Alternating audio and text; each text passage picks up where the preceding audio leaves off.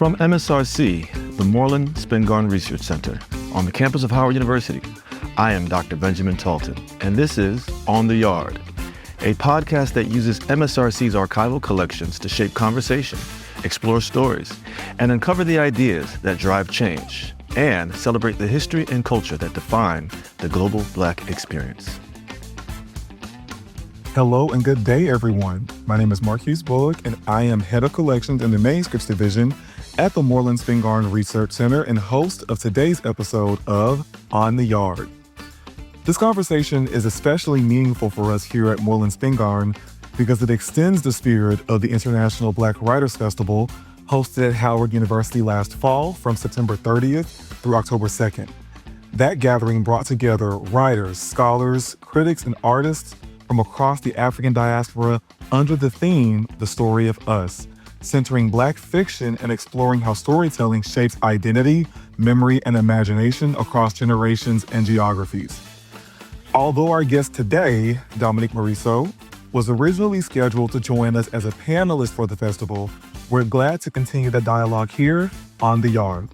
And we are honored to have as our guest for today, one of today's top and most produced playwrights in the United States, Dominique Morriseau. So I want to say a bit more about our illustrious guest for those of you who may be new to her and her work. Dominique Morriseau is the author of The Detroit Project, 3 plays, including Skeleton Crew, Tony Award nominated for Best Play, Paradise Blue, and Detroit 67.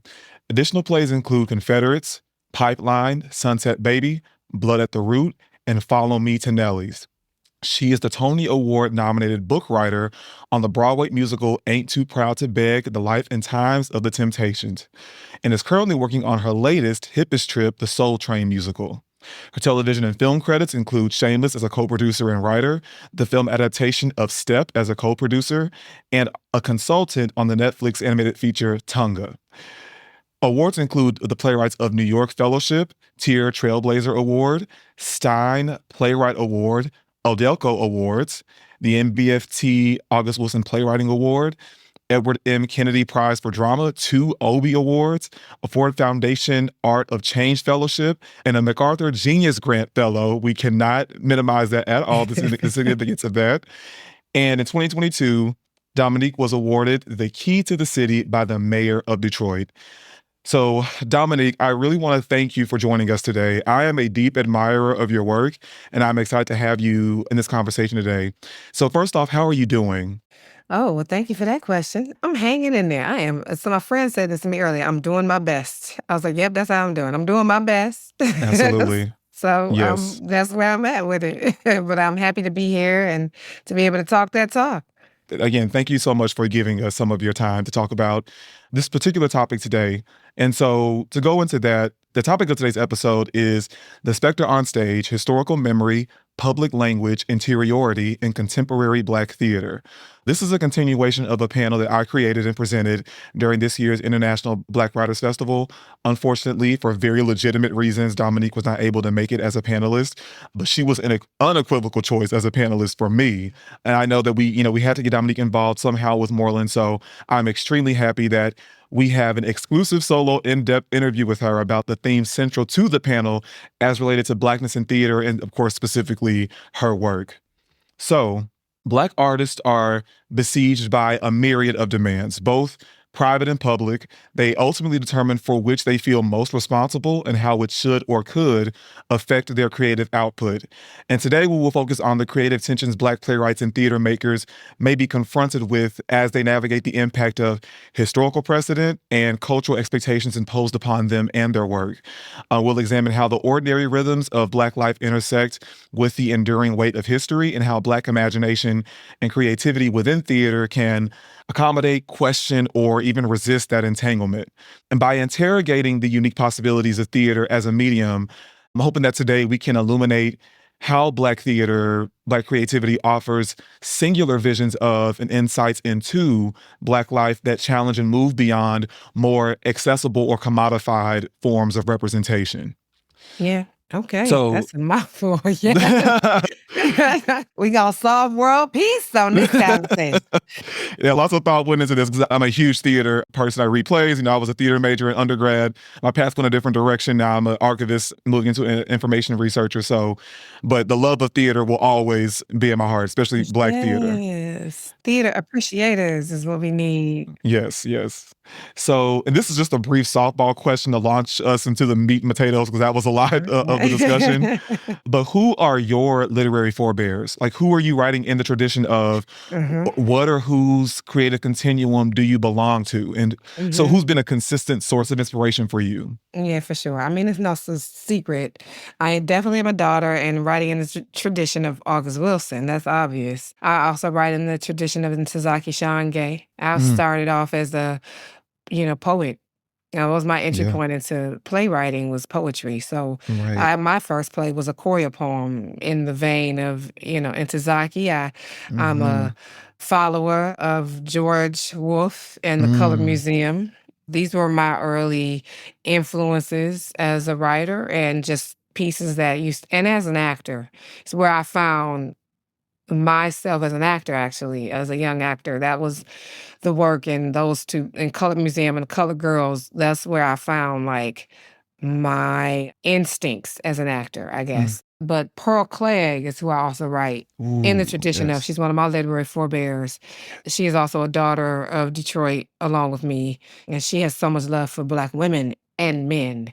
And I do too. And then everyone else in the binary and non-binary spectrum, of gender. But she taught me to love myself as a Black woman in her work. And so she is really important to me as a literary forebear. Shira West, Nubia Kai, and Aisha Rahman are found in 9 plays by Black women, that anthology. And in another anthology, Moon Marked and Touched by the Sun, which was put together and edited and dramaturged by one of my mentors, Sidney Mahone. So those are just the ones I grabbed immediately that helped shape me as a writer and a thinker. Absolutely. And given that you did start as a poet, which I absolutely knew, even your tone, of course, evinces, there's a poetic, I think, essence to your tone in general. How does poetry influence the cadence and the way you approach Black language in your plays? Well, I'm a child, a student, a studier of the Black arts movement, poets. So, Detroit, there was Broadside Press, which was one of the first independent producers of Black literature. And I actually talk about Broadside Press in my play Pipeline. When I look at 2 different publishing companies and how both of those publishing companies published the works of Gwendolyn Brooks.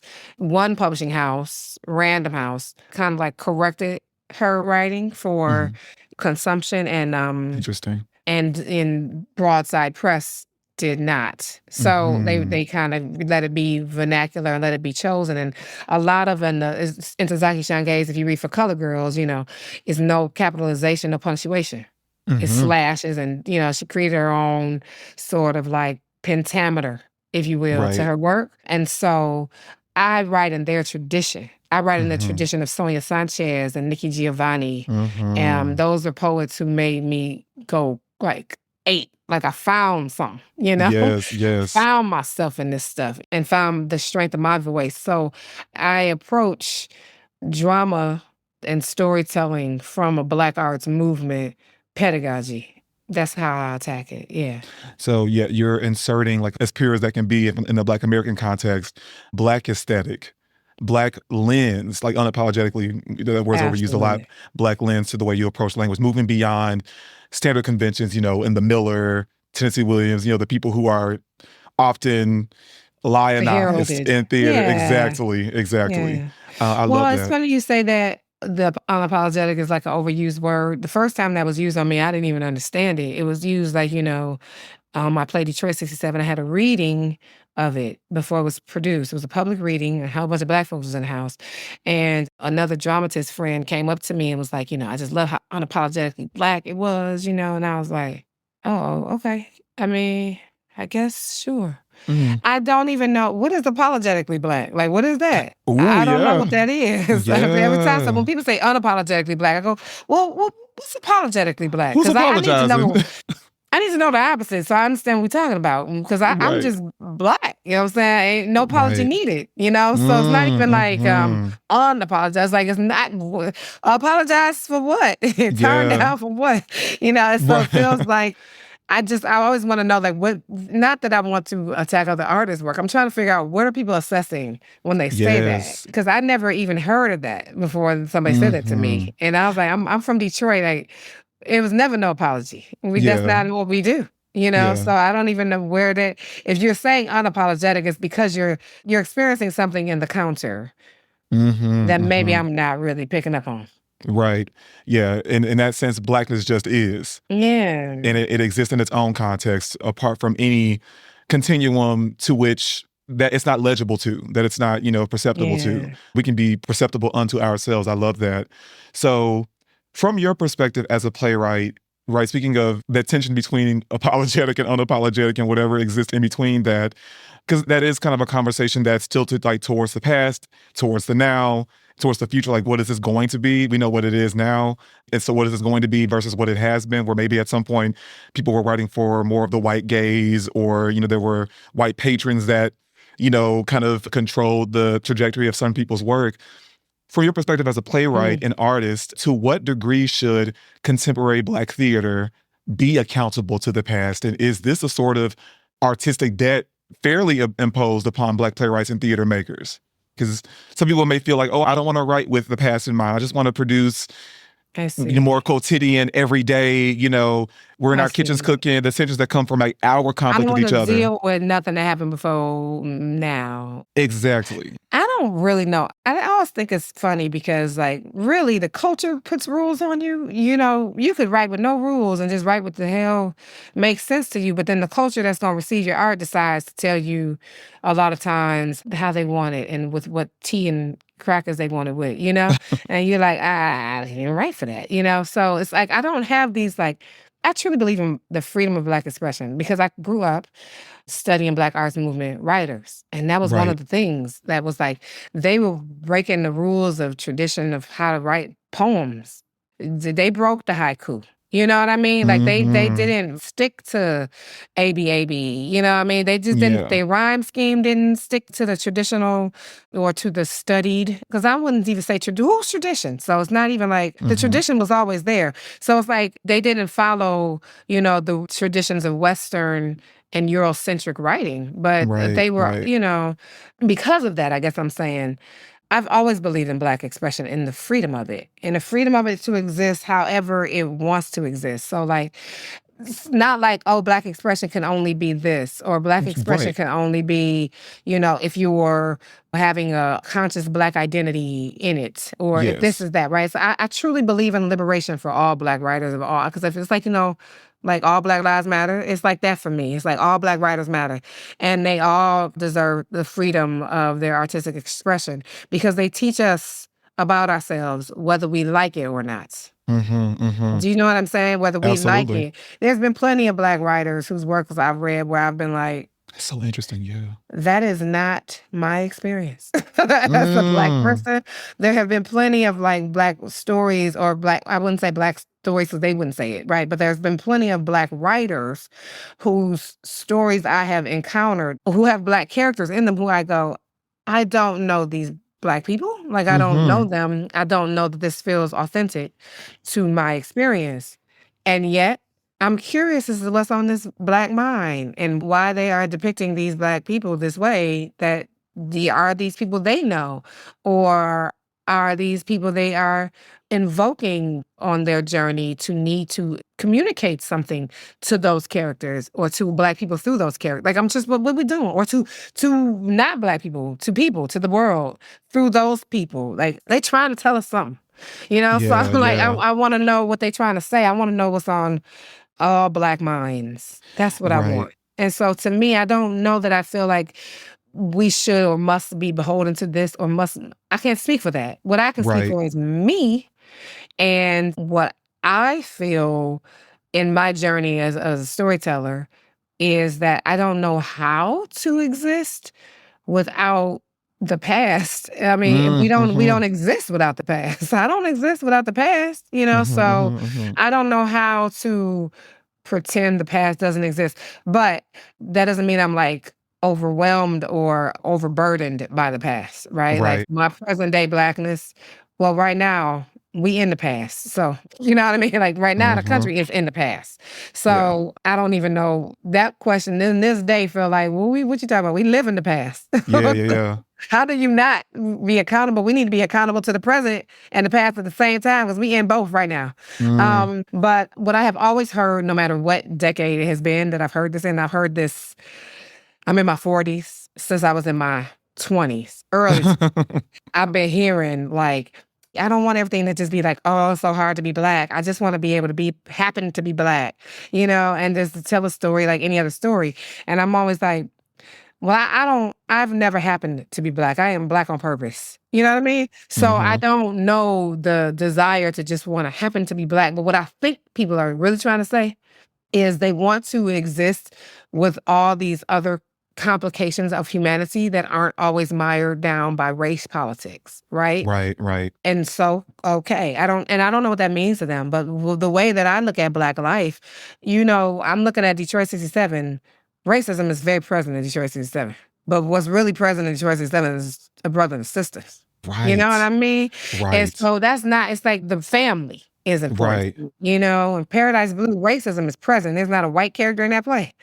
Oh, They yeah. talking about white people sometimes because Black musicians would, because that's what they're experiencing when they are trying to be free as Black musicians, and their brilliance and their genius is being complicated by them being squashed creatively, and also what they can do and where they're allowed to go as Black creatives because of racism, right? But Right. like racism is present in Skeleton Crew, and nobody looks at Skeleton Crew like it's about race. Right. But it's present. How can it not be? It's like these Black workers at a factory, and they all getting downsized, and they're getting reduced to the skeleton crew. That also happens to workers of all backgrounds, right? Right. So I feel like people see the skeleton crew as like this like universal play, but I'm like, but it ain't. It's universal because humanity is universal, but not because these characters are not specifically Black Right. and are not in a Black city having the auto industry experience through a Black lens, But even through those things, yeah, you should be able to. I mean, we did a Skeleton Crew in Russia. I had white Russians playing these characters, Interesting. And I mean, that's a whole nother conversation. Right. I was like, It wasn't intentional, but it translate happened. that. Yeah. It happened. I saw it, and I was like, "This is crazy." And watching those white Russians go, "I'm from Russia, Detroit." And I'm like, well, I don't even know what that means, but that's me. I guess you mean like you're from like the industrial town, the factory towns of I your see. country. They're making the parallel. Right? Okay. They're making the parallel. So they see themselves in these Black people. And so I guess I'm just saying all that to say, whether you choose to say the word Black in it or not, you know what I mean? For me, our Black existence, everything is informed by my Blackness. Like, because that's not because I want it to be.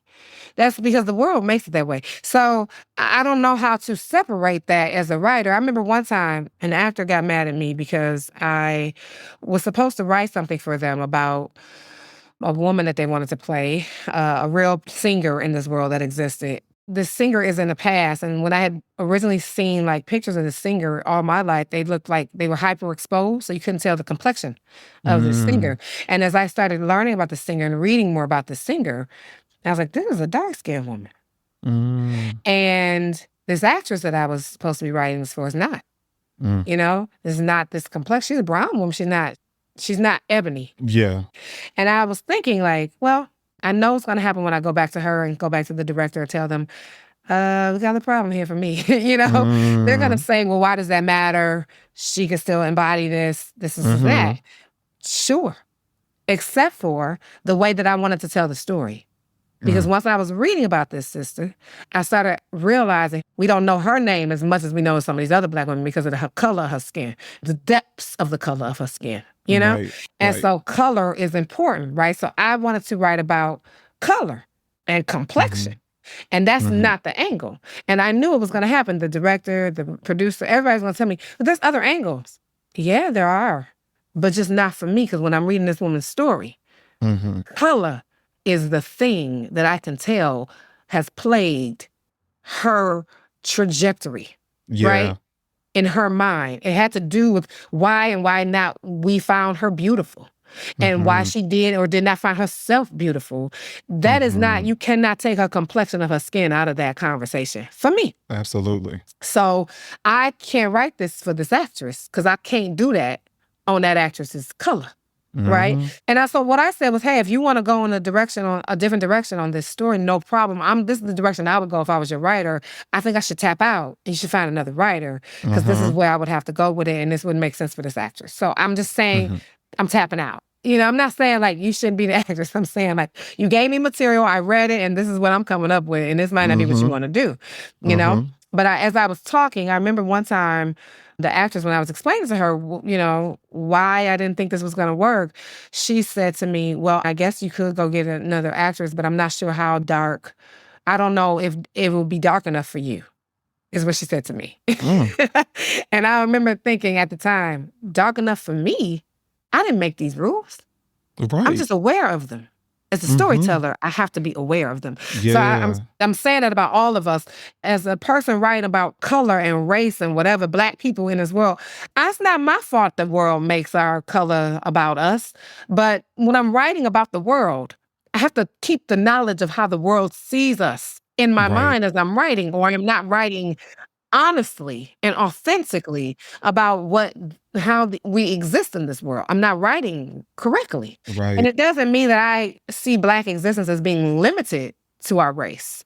I just can't. Your experience is colored by your race. So even in Skeleton Crew, when all Black workers, and they just really a family of workers, they just talking about their jobs, people would say that ain't about race. And I go, and what happens when Reggie goes upstairs to talk to his boss? What color do you think their boss is? We refer to upstairs a lot in Skeleton Crew. And so we can imagine whoever is upstairs. But when he says, I didn't like the way that boss talked about my mother figure who's working in this factory all her life, and he just wrote her off, somebody's imagining Black people are instantly going to pick a color. Right. As are white people for who they think that boss is. Yeah. Whatever, within the context of the world, whatever meaning the characters seem to be importing in that, and how that's reflected in their own conceptions of what upstairs mean, what a boss is. We're all going to bring our stuff to the play, which of course will create a unique interpretation for each individual person in that audience. So you said two interesting things that I really struck when you said them. Everything you said was actually very rich contextually, but in terms of how, of course, you understood the question, but specifically how you believe in the freedom of Black expression and how Black works that could particularly be deemed problematic also have something to teach us, can also be a site or a springboard into another place of inquiry. It might not be what we wanted to see, but there are questions that this play might be asking that this playwright didn't even consider. So the play has its own politics, the play has its own ideology apart from whatever this artist might have had when they created it, when they wrote it. So on that end, like there are all sorts of discourse that occurs that you were alluding to, formal, informal, particularly in Black digital spaces and forums, like the comments, of, YouTube or, Instagram or TikTok regarding, like you said, and I definitely understand the passion behind, the nature of these debates, but there often is frustration or something in that vein regarding the kinds of narrative Black people would like to see or don't often see in contrast to the stories that they're tired of consuming, like slavery or narratives centering the historical oppression and subjugation of Black people. Yes. So or is it even a legitimate imperative for Black people or Black playwrights specifically to move beyond the public language around Black representation and its attendant dictates and rules and embrace, as you're saying, right, the rigors and complexity of their own creative ethos, which actually might complicate, to your end about this weird play might pose different questions to us that might complicate and resist what Blackness is supposed to be on stage. Let me vibe with it for a second, because what you're saying is something that you're saying is striking me. It's making me think, like, I remember one time I went to see this play out here in LA. I went to see a production of Ma Rainey's Black Bottom. at Center Theater Group. It was directed by Phyllis Rashad. It was starring like Glenn Herman, Jason Dirt, and Keith David. I mean, it was killer. It was a killer Yes, freaking yes. company. And I thought it was an exquisite production. Anyway, so I was at a party and I was one of the only Black people there. It was like a rap party for Shameless. So it was not a lot of Black folks there, but I was there, and this other Black woman found me, and we were talking, and she told me she saw Ma Rainey's Black Bottom. I was like, oh yeah, how'd you like it? She's, I didn't really like the play. And I was like, oh, okay. Now she I didn't get a sense that she was an avid theater goer. So I was like, okay, she just but the streets will just tell you something real because they don't know who's who. So I was like, okay, well, let me see what she feel about August Wilson. Let me talk about it. So I said, well, what did you like about it? And she's like, well, he used the N-word a lot. I said, oh, okay.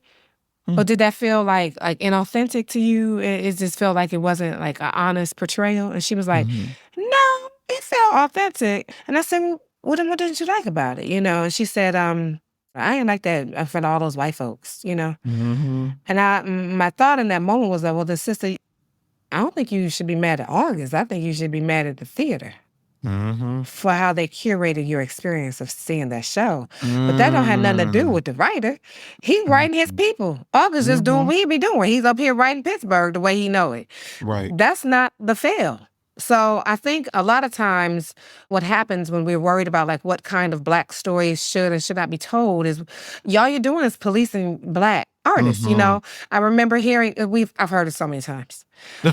I've heard it so many times that I've written it at the top of one of my plays about like, I'm so sick of slavery, I mean, the Confederates started with like, first, let me just say I'm not against slavery because I done seen all the slavery everythings, what I mean? Because that's number one. Everybody goes, I don't want no more slave stories. And I'm like, bruh, in the era when they try to stop us from knowing they ever committed this sin of enslavement. Right. I just don't see no slave stories ever. Ban them. I don't see that as the option. I think what you're tired of is the imbalance in those kind of stories. But the enslaved have many stories, not just ones of subjugation. So I'll say that. I've also heard people say, I'm sick of the drug dealers and, we could do more than sell drugs and be slaves. And I'm like, but all you're doing is going to the Black artists. I understand that from sometimes what we're talking about is how we are represented in stories that are being curated by people that are not us. That is not the same thing as what the Black writer wants to talk about. If that Black writer grew up in a community of drug dealers, for instance, and one of those drug dealers used to kind of look out for him and taught him how to swim, you missing the moonlight. Because you go, I don't want to see no more drug dealers. And I'm like, but that's the most humane drug dealer story I ever saw. And are the drug dealers on your block? And because on my block, I knew them. They was human beings. They wasn't just drug dealers. That's not all we are. I think that, I'm not saying that we all want to be represented only as drug dealers. What we're talking about is an imbalance in the kind of narratives that are being curated and what people want to see of us. But we can't let what people want to, how they want to curate us be the same as what we want us to be writing about. People gonna write about what they experience. So what we want is more of us to be able to tell our stories, not, but when we go, no, let's not hear from that part of us. Let's only hear from this part of us. We are doing the same damn harm that the white gatekeepers do. We're telling our own people, I don't want to hear that part of you, when that Black creative is trying to communicate something or heal their own trauma through their art. And when you shut it down, like, I don't want to hear your trauma, it's like this idea of, I don't like the phrase Black trauma stories. Like, I don't like that. I understand trauma porn, but I don't like the idea of no Black trauma stories. I'm like, you can't have only what the hell is a Black joy story? What is that? That's a festival. That's like I don't know, it's a parade. But that's not like that's not a story. That's not what storytellers do. We find in conflict and hard stuff. We only want a Black joy story. Not even the cartoons do that. So what are we talking about? Right. Even the cartoons have like deep shit that's going on, Absolutely. I mean, whether they not being accepted by the stepsisters, they gotta go find a silver slipper. I mean, stuff is happening. Hard shit happens in life, and so there's this thing that we can do this unintentionally to ourselves where we are asking for our own humanity to be compartmentalized. There is no path to Black liberation or Black joy without confronting Black pain. And telling Black storytellers to skip the pain part is like telling your doctor to skip the journey of the medicine into the healing. That's crazy talk. We're not going to heal if we're not going to deal. What we're asking is maybe something different. I want us to learn how to talk about it differently and not ask for ourselves to be erased. I love that. And that's what I meant by the public language. There's talking points that people tend to recycle. Yes. And they borrow from other people. And I think maybe that stops people from actually challenging the way they think about how they're articulating their needs and desires around a thing. Because it's easy to just, I want to say complain, but it's easy to kind of express frustration or commiserate with people who think the same thing as you instead of kind of addressing your own biases or maybe addressing your own complacency regarding the kinds of, around the way you see or engage with art in general. For sure. So you mentioned Confederates, and it's a phenomenal play. And it also carries somewhat of a speculative element, not quite sci-fi, but I think in terms of speculative. And to me, it could be seen as parallel with other pivotal works like Octavia Butler's Kindred. And it wrestles with, again, the temporal connections between what it means to navigate the world as a Black person, particularly a Black woman. That's a powerful and very novel way to explore that and many of the other themes and ideas that play within that work. So when it comes to theater, right, you mentioned the lady at the rap party who maybe was a novice theater goer, didn't know much about the form, had not been exposed to it, which is why maybe in terms of even the audience representation, why she's seeing that, because of course you attend theater a lot, you realize, oh, okay, theater's stratified because of the economic reality. Yeah. Like the ticket prices often are not designed, not all the time, in mind with the diverse economic needs of many communities, specifically Black people. Absolutely. So when it comes to theater, which I think it's a very special platform, space, what enlightening or unique angles of vision do you think Black theater uniquely has to offer regarding representation of Black life and Black subjectivity in contrast to other accessible art forms like TV or film? What does theater have to offer uniquely? I mean, the live sport is nothing, there ain't nothing like it. I mean, it's nothing like breathing with people out loud, Sonia Sanchez used to work in a classroom and she would make students, put their hands like over each other's hearts, like get in a circle and put their hands over each other's hearts. Like you had to feel the other person's heartbeat. And she would say that, she would do that because it's when you can feel somebody's heartbeat, it's harder to devalue their life, right? Like when you felt someone's heart beating. Right. Now, nowadays, she probably can't get away with that kind of thing in class. It can't just be walking up to people and touching above their breasts to their hearts and be like, everybody touch everybody else's heart. That's not going to happen no more in classes. But I thought of the message stand still, that we can easily discount each other's humanity when we have not breathed. See, when we are not dealing with each other in the flesh. And theater, because like your digital life is becoming more and more valuable than your actual life, then the presence, the revolution has to happen offline. And we have to learn how to be able to actually look at each other, talk to each other again. We have to know how to be in each other's company. And that is a revolutionary act, to be able to build community in person. And not just online where you can be a false representation of your true self. To have to deal with yourself in real space with real other people and their real selves, that's some stuff that your biggest technological oppressor is not counting on you being able to do. So I feel like theater is a practice ground for how we can be in the flesh with each other again. And I think you cannot discount people's humanity as much when you got to look them in the eye or sit right next to them and share arm rest with them or something that's just like a little harder to pretend like they ain't there. And it's so easy for us to do that in almost every other practice. So theater is exceptionally necessary in these kind of dystopian times that we're living through, because theater, like it has always done, like art has always done in the past. This is why the past does matter, because the past will teach you that art always rebuilds broken civilizations. It's always been the answer, and will again. And so theater is necessary to be a part of that movement of civilization mending and rebuilding. Right. That's such a a rich idea that, of course, people are even the audience is co-creating an experience with the actors on stage, with the director, with the lighting design. They're kind of the unspoken or invisible character, the audience. That's right. And how theater is probably one of the most unique places we have for confrontation with the people that we've othered, or just with the other in general, That's with right. those who exist in a different context, even when they are Black, Yeah. beyond our own, because, there's class strata within the Black community as well, people who separate themselves by Absolutely. that, who have the chance to confront, even with the narrative on stage. There's no phones in the theater. You're having to be present with maybe something that's really uncomfortable, and you Yeah. can't run away. You can't That's right. retreat as you Yeah. can online, as you can behind your phone. That's right. So your work, in terms of dealing with uncomfortable, very universal themes, deftly and richly weaves in and highlights the inextricable entanglement between the personal, the political, and the historical.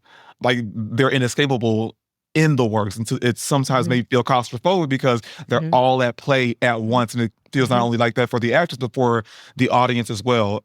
It's all converging at this really powerful confluence, like on Sunset Baby, which is such a tender play to me about love and political action, with a father-daughter relationship at the center. And almost everybody can relate to that. We know somebody who has a weird relationship with their dad. Even if you're not a daughter, you know what that's like to have a relationship with your dad and how that can be challenging at times. And, you also have Mud Row, which is that intergenerational story about, conflict of ambition, property, class, sisterhood.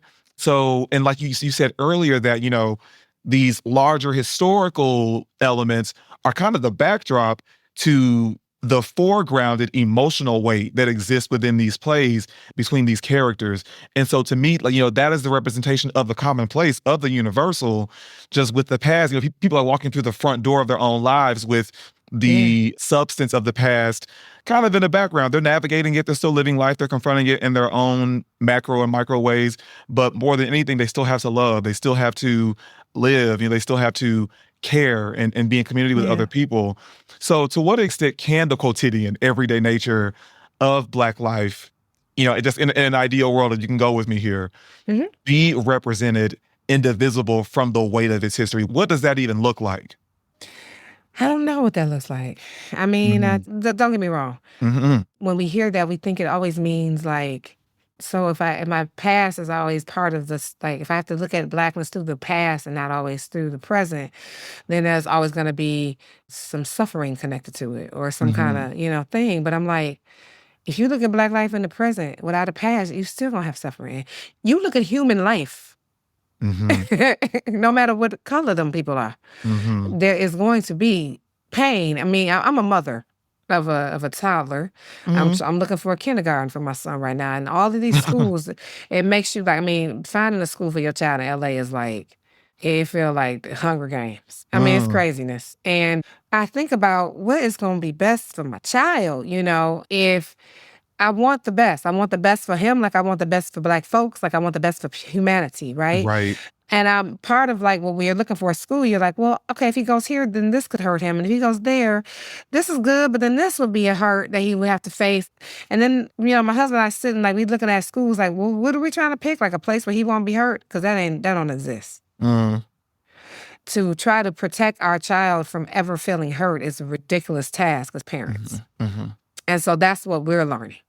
And what kind of child will he be if he doesn't know how to handle hurt? If I shelter him from hurt his entire life, he will not really have a life, right? Because hurt and pain is a part of life. Not Black life. So, I guess because that's all I'm hearing when I hear that, So maybe I'm not hearing exactly what people want, but like heartbreak and love, it doesn't always have to be mired with like oppression. I'm not saying that. Our existence, but does your daily Black existence always focus on your oppression? Right, No. right. But what I'm saying is not disconnected from the past. I'm not saying that we are obsessed with the suffering part of the past, or we're obsessed with like the past in general. It's almost like you can't play a character if you don't have a backstory, right? It's like, what is your history?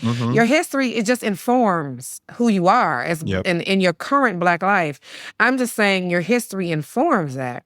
Right. You know, it's because what I see, what I think does bother me is like to achieve so-called just being people and not having to be like Black, we run away from Black writing. And we Right. go, I want to make the Black version of this white thing because I just want to be this person. I don't want to deal with all this other stuff, you Mm-hmm. know? And I go, yeah, when the story wasn't written with you in mind, it feels like it. Mm-hmm. And so when you're on stage trying to something going, I know it because I've taken my husband, who was not a theater person, to stuff he's seen the Black version of a couple of plays that he didn't know. He didn't know the play. So we just go, you know, you see some Black celebrity and I'm like, let's go see this. Let me just show you the show. We go see the play and he'd be like, something felt, I don't know, I don't understand these people. I don't understand these Black people I just saw. Like, this is a weird Right. play. And I go, well, it was a Tennessee Williams play. And he goes, oh, so there's a disconnect happening, and you're like, but I don't know why. It just, you know, put Black people and the white people, because Black people and white people are not interchangeable. Mm-hmm. Nobody's interchangeable. Right. That's the thing. Mm-hmm. Who we are culturally, it's in the water. I mean, Right. you know, it's in the way you listen to music. That's part of your past too, right? So it's not like, well, it's not disconnected from the past. It sounds like we're trying to disconnect from every part. I mean, every part of the past is not pain. Some part of the past is like, and that's how come we got that kind of rhythm, or that's how come, you know, my hips move like that when I listen to that song, or that's where the blues come from, or that's where the such, you know, people love Ryan Coogler's Sinners. I mean, you know, everybody has their own interpretations and their think pieces around what all the meanings were. But I'm like, to me, it's pretty evident. I mean, it is the blues. We're talking about the blues. Well, what is in the blues is Black pain. That is in the blues. That is in the whole form of music. That's the birth of it, yeah. And so it's not that we have to sit and obsess over oppression to make the past be a part of our stories. It's more like knowing the gumbo and what puts you in the right gumbo. Like, what is a part of your gumbo? Right. I don't want my son has a hard past that he had nothing to do with, right? He, you know, he came into this world, he is Black and free. And I don't want him to never feel that way just because he's going to learn some things about like what his birth story, or learn some things about, you know, his cultural history. Like, that doesn't stop him from being Black and free and awesome, you know, Right, and right. having funny stories, you know, being goofy, and also being like deeply romantic, and all these things. They don't stop. They just inform. Absolutely. So this is the very last question, if you can, because we have to wrap up. But what resources or sources of artistic inspiration, either from the past and even the present, currently endow you with the purpose to keep doing this work, to continue as an artist and theater maker? I am just going to always be inspired by humanity and the questions that we generate together. What makes us connected is always going to be my journey. Yes. But also the things that frustrate me will also motivate me and force me into my creativity. Of late, things that really itch the hell out of me is anti-Blackness from Black people. It just drives me up the effing wall. And it's because I know that they don't think that they're being anti-Black. It's because I know that I'm going to speak in connection to this. We don't think the many things that are rooted in anti-Blackness, we don't think we personally are anti-Black, so then we are not doing anti-Black things. Yeah. And I'm like, the complications of that are very deep. I mean, I don't know what I'm going to do about it, but I'm just interested. When stuff bothers me, it just makes me, I got to figure this out. And again, it doesn't always go like, she about to write a play about anti-Blackness. Nope. I'm a figure out. It comes down to the micro. That's macro, you know, but it doesn't come out of my finger onto the keyboard until it's like the little girl at the private school. You know what I mean? Like that's it gets really personal for me, and not large at all, in order for me to be able to put it on a page. But that's, Right. you know, that's one of the things, our collective humanity, what people do and how they easily be turned on each other when we are feeling like scarcity minded is also something that is of interest to me. And like, when do we ever feel like it's not, a community always inspires me. Community. This past summer, I was in Detroit shooting a film, and I just fell back in love with my city. I was like, I'm at the Family Dollar every other day. Like, I love everybody in this Family Dollar. Like, I love this whole situation. And like, I'm just, the community and how we just survive. Communities surviving is always going to inspire me as an artist. I love that. Dominique, this was so delightful. I'm very shook that I'm even talking to you, honestly. I got to talk to you, but I greatly appreciate you offering your thoughts and your time to us today. And again, thank you and you, our listeners as well, for joining us on The Yard. Again, I'm Morriseau Bullock, a manuscripts archivist at Moorland-Spingarn Research Center. We are signing off on The Yard. Thank you for joining us on The Yard, the podcast of the Moorland-Spingarn Research Center, a University FM production, and produced by MSRC's very own Aaron Jacobs. I am Dr. Benjamin Talton. We look forward to seeing you again on The Yard.